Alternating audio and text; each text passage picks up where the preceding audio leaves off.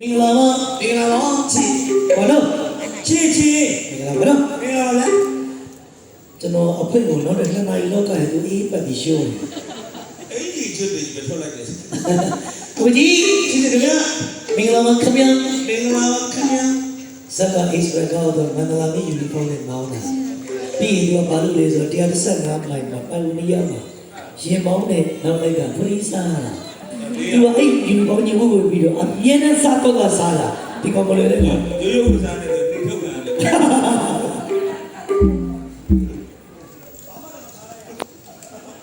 ဟဲ့ဒီကကအလုံးနဲ့ဆောင်ပြ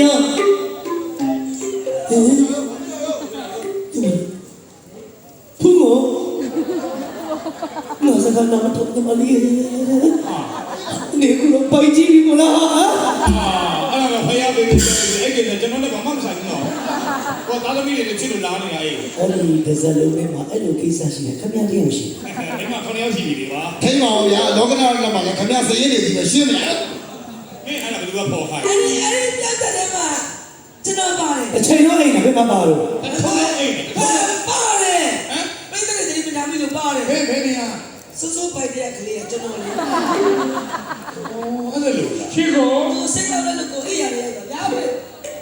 ဘိုက်တဲ့ကလေးကတူတဲ့ဒါကြောင့်မင်းငါနဲ့တူတာဟုတ်အဲ့ရလည်းကားမတော်လို့နေကြတာနော်အိုးချစ်ကွာဖေးတာဖို့အေး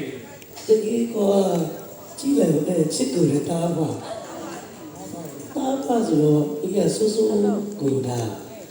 မိမလို့ပြောလိုက်တဲ့ဘောပေါ့ဒီလိုမဟုတ်ပါဘူးကိုယ်ကဘယ်လိုမှမထားတော့ကိုယ်ကစိတ်တော်နဲ့တူလို့ပဲဟုတ်ပြီဒီဘက်ကစိတ်ပါပါပြီလေဒီအနေထားနေရဇောရှိမှာဆိုဟုတ်ပြီအလူကြီးလာအဲ့ဒီဆိုဆိုရပြဿနာကြိုက်တယ်ချစ်ရင်ပြဿနာကလဲမပါတယ်တဲ့ဒါပြဿနာကသူရေးတာတော့တဲ့ချစ်ကြည်ရေးတာဟုတ်လည်းပြဿနာကျွန်တော်မိသားစုများခဏအချိန်ပေါင်းများတော့ချိန်ပြီးရပါကျွန်တော်ကိုယ်ရေးရေးထားတဲ့ပြဿနာဒီပြဿနာကိုအားပေးရတဲ့ကျေးဇူးတင်တယ်လို့အမှတ်ရကဟိုနောက်ကပြောတဲ့လူလေးကျေးဇူးတင်ပါတယ်ဓာတ်နဲ့ထိုးလိုက်အဲ့ကောင်ဓာတ်နဲ့ထိုးလိုက်ကျွန်တော်ကြားလေမျက်ရည်ထွက်နေလို့မကြားလို့ဆောင်းနေရတာဒီလောက်တော့ရုပ်တဲ့ကောင်ဓာတ်နဲ့ထိုးလိုက်ဟိုအသေးတွေမရှိတဲ့ခန်းလေးတစ်ခန်းပါလို့ဘယ်ကတော့ကျွန်တော်ဆရာတွေကတွင်တင်ခဲ့တာငါတပည့်ပြဿနာကဘာကတဘာဝကြောင့်ကပါတဲ့တဘာဝကိုခြေခံပါတဲ့ဆရာတို့လည်းဘောင်းလုံးဒီလိုပဲတွင်တင်နေဆရာတို့စူပါမင်းလည်းဒီလိုပဲတွင်တင်ခဲ့တာအဲ့တော့ကျွန်တော်တဘာဝဘာလို့မချစေရှိဘုန်းနေရာလေးကအရေးမရှိအဲ့ဒီကဘိုးကျွေးညီမလေးလေဘုံမုံလေးကသူကလီပိုလေးတော့ပြီးဘာလို့ပြေတယ်အဆိုင်ကျွန်တော်နန်းကြည့်တယ်လီပိုလေးစိတ်ကောက်ကြဟုတ်လားခင်ဗျားနဲ့ကျွန်တော်နဲ့ရှင်းအောင်မယ်ဟုတ်တော့ခင်ဗျားပြဿနာထဲမှာဟိုမင်္ဂလာဆောင်ခန်းမှာလေညိုမဲ့စိုးမဲ့လူဆိုတာမင်္ဂလာဆောင်မှာကျွန်တော်ကစားတယ်ခင်ဗျားကျွန်တော်ပြောဟုတ်ပါဦးကွာငါပြောတဲ့ကောင်ကဟိုကောင်လေးကစော်ကားလို့ပြောလိုက်တယ်ဆောင်းကြီးဆောင်းပြနေတယ်ဆောင်းမင်္ဂလာဆောင်လို့ဆိုဆိုချီမင်္ဂလာပါခင်ဗျာမင်္ဂလာပါချီမင်္ဂလာပါရှင်ငါဒီရောက်ခါဘာလို့စင်ကမတူဘူးဆိုပြီးပြဿနာထဲမှာမောက်ပါလိုက်တယ်ပေါ်ရင်အပြင်မှာကြည့်လို့စီပတ်စံချီတုံးနေတယ်အဲ့ဒီမိမကြီးကိုယူလိုက်ရင်ဘဝပြတ်သွားမှာနော်ရတဲ့မှာကတော့ဖြစ်သွားလို့ကွာငါနှခေါင်းနဲ့ငါနှာဘူးလားမဖြစ်ဟိုဒီစားမရှင်ကိုပေါ်ချီချစ်တယ်လားဟာချစ်ပြောကြည့်ပြီရှင်ချစ်မယ်ချစ်စမ်းပါမြင်းမြင်းချစ်စမ်းပါချစ်ပါမယ်မင်းသမားခေါ်ရဲ့ကွယ်မရှိဘူးကွယ်အော်ရာပါတော့တယ်ကောင်းတယ်ကွယ်ပိုက်ဆံတောင်းရတယ်မကောင်းဘူးကွယ်ရှောင်းလာရလိုက်မယ် တော်ရကွယ်တန်ရကွယ်ငါသား9ယောက်ရဲ့အဲ့ဒါမှဗုဒ္ဓဝါဒဖူးချစ်မင်္ဂလာဆောင်ပြီးရအားရတာတဲ့နေရာရမင်္ဂလာဝင်းဆောင်တော့သိကျူစားကြနော်ကြည့်ပြီးချင်း င်းဆွဲကုန်လာတော့လူတွေလည်းလို့ပြီးပေါ့လေဇာတိတို့ကတော့အေးတာဆိုတာအမှန်တကယ်အိပ်ပျော်သွားထားဖို့ခက်တယ်ဒါပေမဲ့ဒီလိုရာဦးတို့ကဆက်ဆရာတွေအင်မတန်အကျိုးစီးပွားဖြစ်တဲ့ရာသီဥတုစက်ထဲမှာအိပ်ပျော်သွားရင်ညာကြီးဖြတ်ပြီးစားတာဟုတ်ကဲ့ဟာအော်ချစ်ချောအေးဘာလဲပီတပေါင်းကိခမ်းနဲ့တီးရသည်မအမရမီကရွှေပြောင်းဆဲဒီဘဝရှိမင်းတော်ယူချောစီရီတေတောက်သူတမပိကတိုက်ပါခွန်ထာနာဘဒတော်ရှာဒီအလေးမျိုးကြီးတော့ဘဝရှိမင်းတော်ကြီးကမြို့ကျုံစီရီတေတောက်သူတမရွှေစာမြပိကတိုက်တမိုင်းမြခွန်တန်ကိုဒေ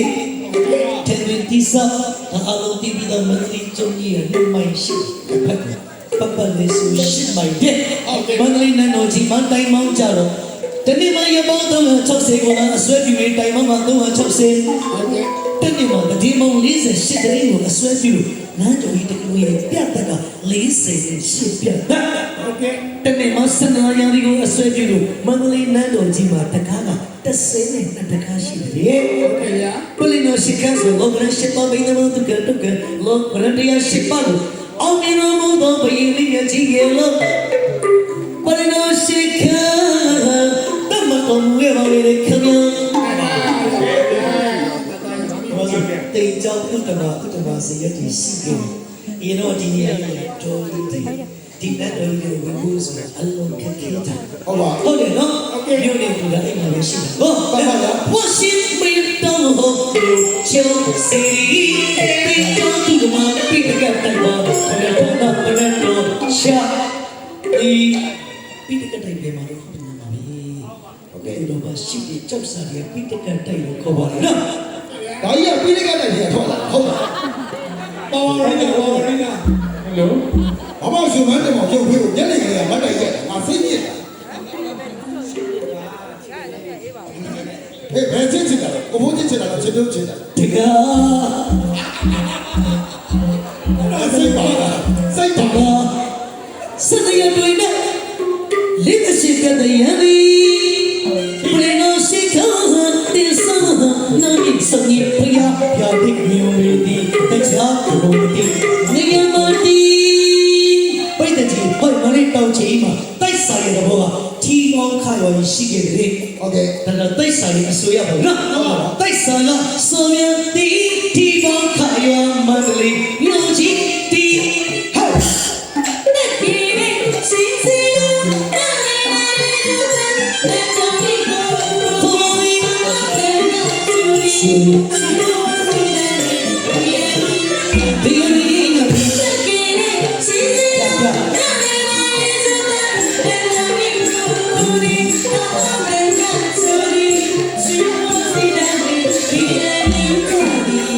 အတိတ်တဘနမိတ်ဆောင်ပြန်လေမန္တလေးစတာဒါဆိုဘောရစပိုင်ကနော်တကယ်ရှိလူကလည်းနော်ဒီဟဲ့ဒီ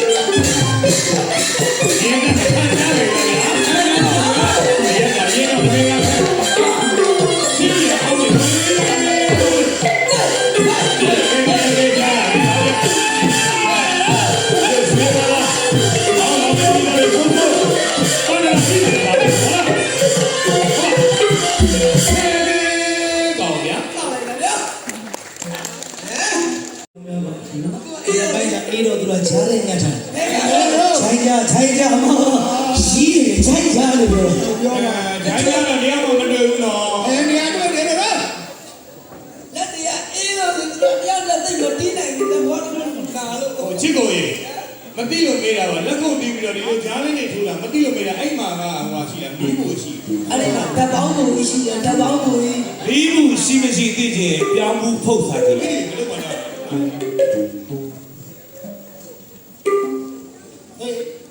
ဘေးဘူရီဘေးဘူရီ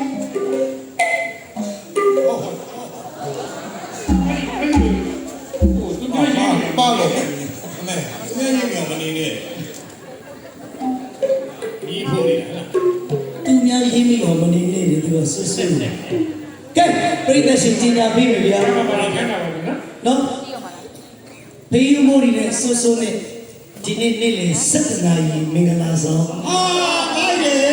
7 နာရီကိုမိုးရီအတူပါချာ ကောင်းသွားဟုတ်တယ် ဖေးဖေးနိုင်ခွင့်ရတယ်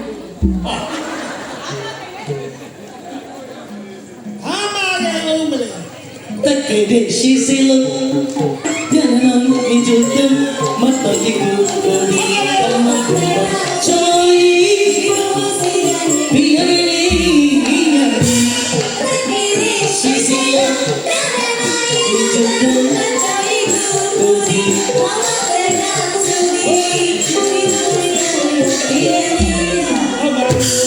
အတိတ်ကဘာအတိတ်ကဘာ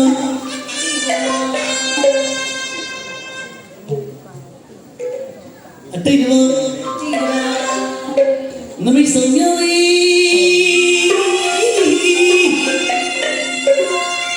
မန္တလေးဒီချာကရ ဟုတ် အခုနမလို့တော့ကိုယ်ဆရာကြောင့်သိမှာ ဟုတ်ပါ ခုချိန်ချင်းကျွန်တော်တို့ဆင်းရဲလို့ဒီကေကြောက်တာလည်းခုချိန်ချင်းအော်ရာပြီးရင်ပြီးမှပြန်သွားလို့ကြည့်လို့ဒီခုမှဒီချိန်ကြီးအဆူခံရအောင်တော့ခံရလို့ဒီဟိုဒီပန်းရအကြောင်းမှာတင်တော့မှဆိုဟိုဒီမျက်နှာလေးချစ်တဲ့ဖြတ်ပြီးခံရလို့အဲ့လိုဒီပညာကိုပြီးတာတမိုးထားတာဒီနေ့ဒီပြန်မလို့ရတော့ဘူးချစ်တို့ဘာကြောင့်လဲဆရာကြီးပြီးနေပညာလေးဘောမှာထမင်းစား ပါပါဗျာ ရက်တီရဒါကြောင့်မိဘဆရာခင်မွန်ကြီးစေပါမပြေမန်းကြီးလို့ဆိုလို့ရှိတယ်ပြမဆိုတော့ဘုံကြီးလည်းအသက်မရှိဘူးတဲ့အသက်ရှိလည်းဘုံမကြည့်ဘူးလို့ဆိုတယ် โอเค ဒါကြောင့်အလုံးရေးကြည့်ပါလေဗျာ ဟုတ်ကဲ့ဟုတ်ကဲ့အရင်တော့ကျွန်တော်လည်းဟောဆရာကြီးတပည့်ပါ ကျွန်တော်ဆရာတွေထဲမှာအဲ့လောက်တခေါ်မအောင်ပါဘူးဗျာ ကျွန်တော်ဆရာနဲ့အရှင်မပြီးလို့ရှင်တော်ဖြစ်သွား ဘယ်လိုစိတ်ပြေလဲ ဆရာရဲ့ဆဲတဲ့နေမခံစားနိုင်တော့လို့ ခင်ဗျားပြောလို့အတိတ်ကမရိတ်ဆောင်ရည်မန္တလေးစန်တာဘိုင်အော်ထောက်တိုင်းမရချောက်ကြီးငါဒီလောက်တောင်းနေကြရတာဟာဒါဆီယမန်ကတော့အမလေးဖေးသူကဆီယမန်ကတော့လေအခါလေးပြေအောင်စားသေးလား အားကြောင့်ဆရာဝန်ယူထားတာဖြစ် မန္တလေးစန်တာဒီ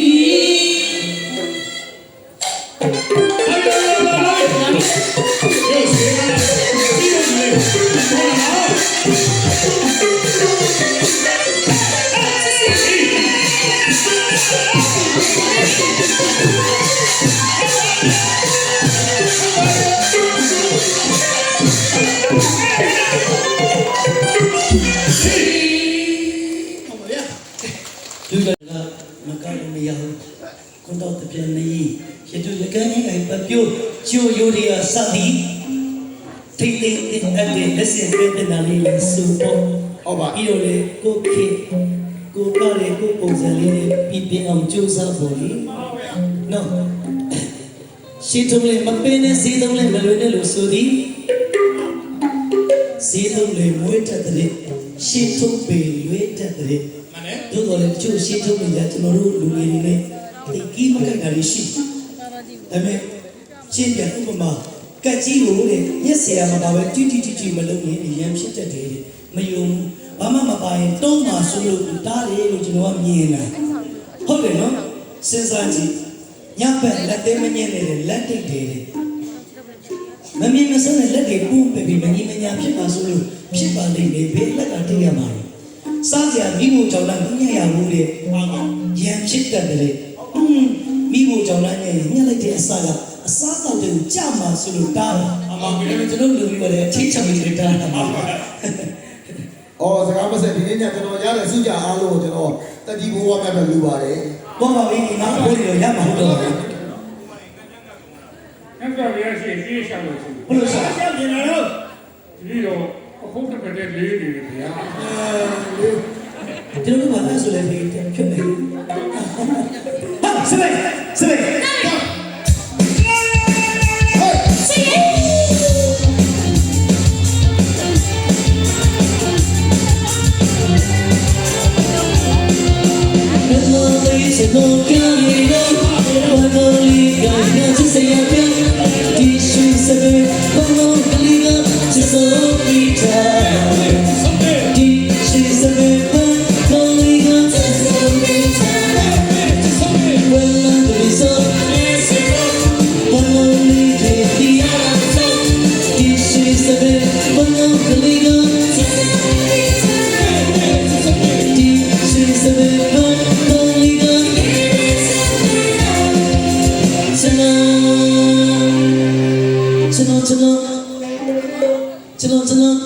ကျွန်တော်ဘာလဲဟိုပြန်မကပ်ပြီးတော့လေချိန်မှာအခုမန္တလာမြို့ကိုကိုခေါင်းနဲ့အမမေအိမ်မှာတော့တင်းစားကျွန်တော်ဆုံးမမောင်လေးညီလေးအဲ့လိုကားရှိရဘလူးကဘလူးစိတ်လေးထားလို့တုံနေနေအဲ့ချိန်မှာ ဟုတ်ကဲ့ ကျွန်တော်လည်းကိုဗစ်ကာလပတ်စံပြပြီဆိုအိမ်တော့တင်းစားတာပဲ ဟာပဲ ပြန်လာရင်တေးလာတာဘူးဗျာအဲ့တော့ကျွန်တော်ဒါနောက်ဆောင်ဆောက်ရှောက်ပြီးတော့ချင်းမြင့်လေးဆိုတာအကြောင်းရှိပါဒီမြန်မာစက်တည်းရဲ့အနေချားလေးတတိလေးတွေမပြတ်အောင်စက်ကြီးစက်နိုင်အောင် ဟုတ်ကဲ့ ကျွန်တော်ကိုဒီထောက်ပံ့ခြင်းဆိုတာတဲ့နိုင်ငံနဲ့ပြည်ကျေးမှုကိုထောက်ပံ့ခြင်းလို့ဆောက်ရှောက်ခြင်းလို့မြင်ပါလေ ပါပါဟုတ်ကဲ့ ဟုတ်ဗျာကဲကျွန်တော်မောင်ဖို့စီအတွက် သူ